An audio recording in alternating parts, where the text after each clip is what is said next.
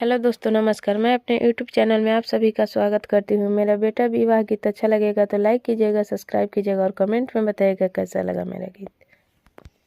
मौरी पहिरी दुल्हा गइले ससुररिया हो, सासु पूछेली एक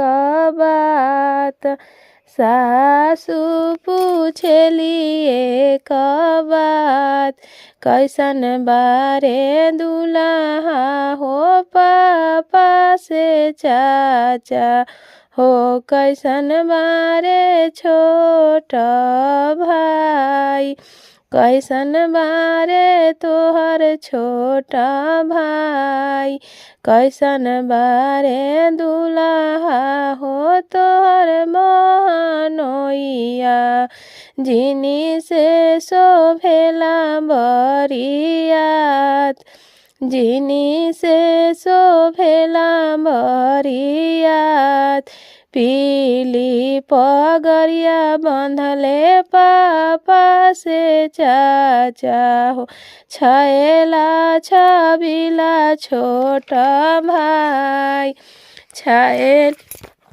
छैला छबिला छोटा भाई, करावा चढ़ल आवस हमर बहनोइया हो, जिनी से शोभेला बरियात, जिनी से शोभेला बरियात,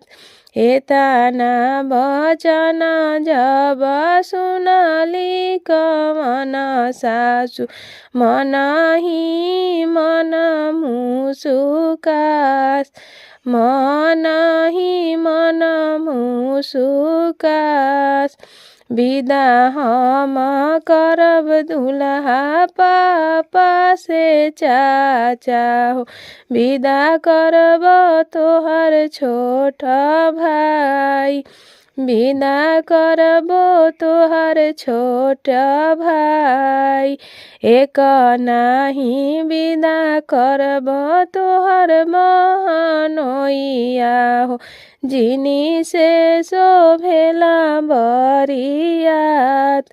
जिनी से शोभेला बरियात,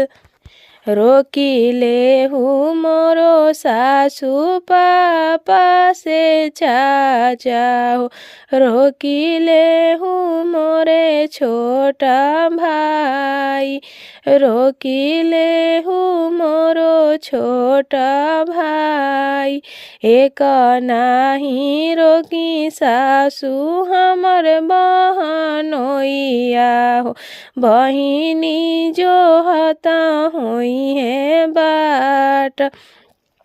बहिनी जो हाथ होई हन बाट, जो हाथ होई हन बटिया देखत होई है रहिया हो, नैना से गिरत होई है लोर, नैना से गिरत होई है लोर।